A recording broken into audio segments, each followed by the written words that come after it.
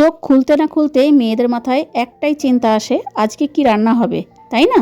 আজ টিফিনে কি বানাবো, দুপুরে খাবারে কি বানাবো, রাতে খাবারের কি বানাবো, এটাই আমাদের চিন্তা মাথায় সবসময় ঘোরাফেরা করে। প্রথমে মাথায় চিন্তা আসে নাস্তা কি বানাবো, যেটা বানাতে খুব বেশি সময়ও লাগবে না, অথচ স্বাস্থ্যসম্মত হবে। এরকমই একটা রেসিপি আজকে তোমাদের সাথে শেয়ার করতে চলেছি। হ্যালো বন্ধুরা, মামুনি রান্নাঘরে সকলকে স্বাগত জানাই। আশা করছি সকলে ভালোই আছো। ঈশ্বরের কৃপায় আমিও খুব ভালো আছি।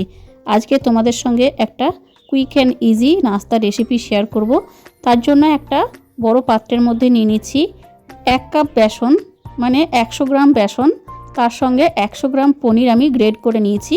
তোমরা এখানে পনিরটাকে রাফলি ক্রাম্বল করে নিতে পারো। তার সঙ্গে নানা রকমের শীতকালীন সবজি, এখন যেহেতু শীতকাল চলছে, শীতকালীন সবজি মিশিয়ে এই রেসিপিটা তৈরি করতে পারো। আমি দিয়েছি পেঁয়াজ কুচি, ক্যাপসিকাম কুচি, টমেটো কুচি আর কাঁচা লঙ্কা কুচি, তার সঙ্গে একটু লবণ, হলুদ আর লঙ্কা গুঁড়ো।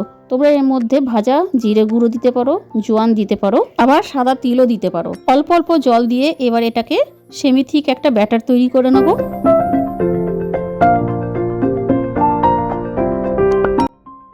ব্যাটারটা খুব বেশি গাঢ়ও হবে না, খুব বেশি পাতলাও হবে না, ঠিক এইরকম ধরনের থিকনেস হবে, দেখে নাও।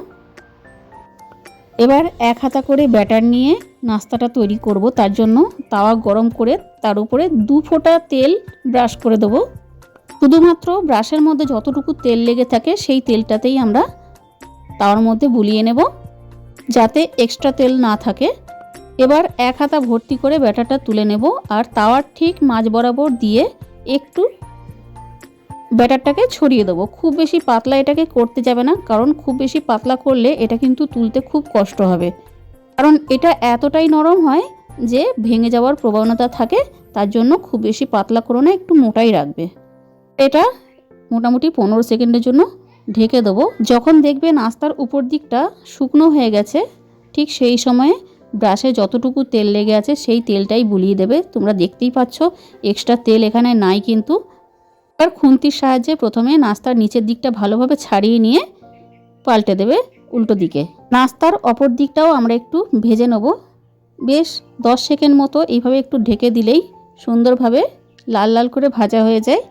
এবার নাস্তাটাকে পাল্টে দেখে নেব অপর দিকটা কীরকম কালার এসছে। দেখো, বা খুব সুন্দর হয়েছে কিন্তু।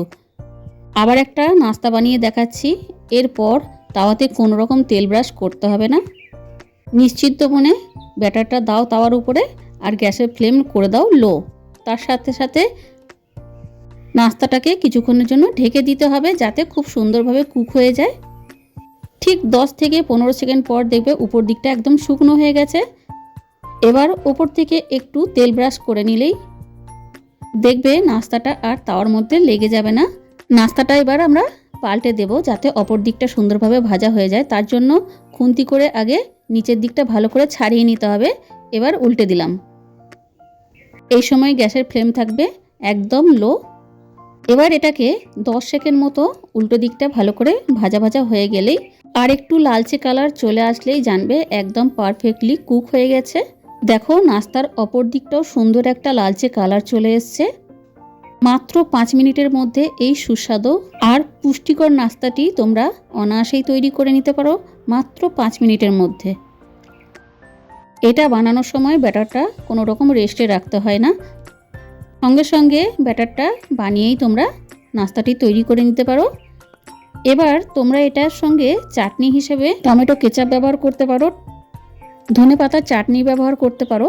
আমি এখানে 1-150 গ্রাম দই দিয়ে দিয়েছি, তার সঙ্গে একটু লবণ, লঙ্কা গুঁড়ি না দিতে চাইলেও চলবে, সেক্ষেত্রে একটু গোলমরিচের গুঁড়ো ছড়িয়ে দিতে পারো।